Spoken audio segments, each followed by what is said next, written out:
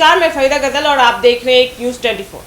आपको बता दें, भारत की मिनी रत्न कंपनी BEML लिमिटेड ने हाल ही में एक ऐसी बड़ी घोषणा की है जिसने बाजार में खासी हलचल मचा दी है।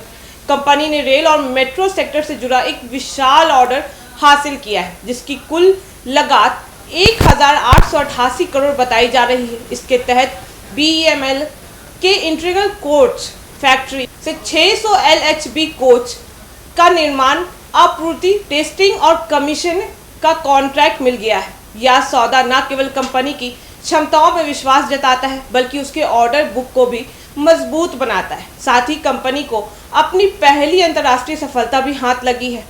मलेशिया से उसका पहला विदेशी रेल मेट्रो कॉन्ट्रैक्ट मिला है जो कि वहां के मास रैपिड ट्रांसपोर्ट के रेट्रोफिट और रिकंडीशनिंग के लिए बनाया गया है। इस परियोजनाओं की कीमत लगभग $1 मिलियन है।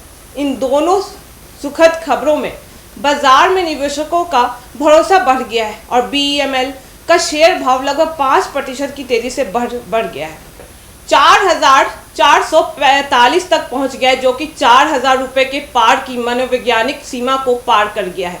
इसी बीच कंपनी के बोर्ड ने एक महत्वपूर्ण कॉर्पोरेट कार्रवाई यानी स्टॉक स्प्लिट को मंजूरी दे दी है। इस स्प्लिट का अनुपात 1.2 तय किया गया है, यानी अब 10 के फेस वैल्यू वाले प्रत्येक शेयर को 2 हिस्सों में बांटकर 5 रुपए वाले 2 नए शेयर बनाए जाएंगे। हालांकि अभी इस लिस्ट की रिकॉर्डिंग डेट या लागू करने की तारीख घोषित नहीं हुई है, लेकिन इससे बाजार में बहाव और शेयर की पहुंच बढ़ाने की संभावना हो गई है।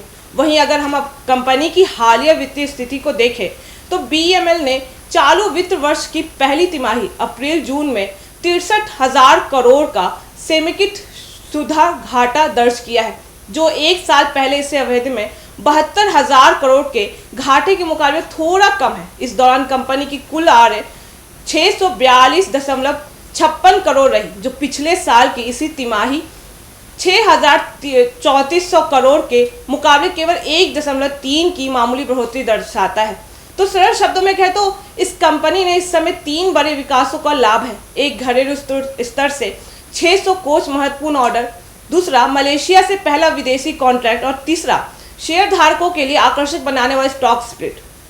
इन सबके बाद शेयर की कीमत में तेजी आई है, जबकि कंपनी ने Q1 में घाटा कम किया लेकिन आमदनी में सामान्य से वृद्धि दर्ज हुई।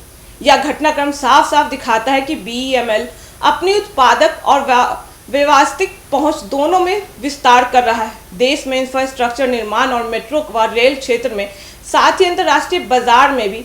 हालांकि Q1 में वित्तीय घाटा रहा, लेकिन वह घाटा हुआ दिख रहा है और भविष्य में सुधार की गुंजाइश बनी हुई है।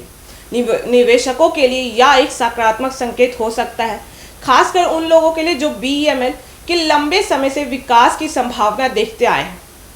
बहरहाल यह याद रखना जरूरी है कि शेयर बाजार में उतार चढ़ाव सामान्य है और निवेश से पहले कंपनी की दीर्घकालिक राजनीति, अर्थव्यवस्था और वित्तीय रिपोर्ट ध्यान से पढ़ना जरूरी होता है।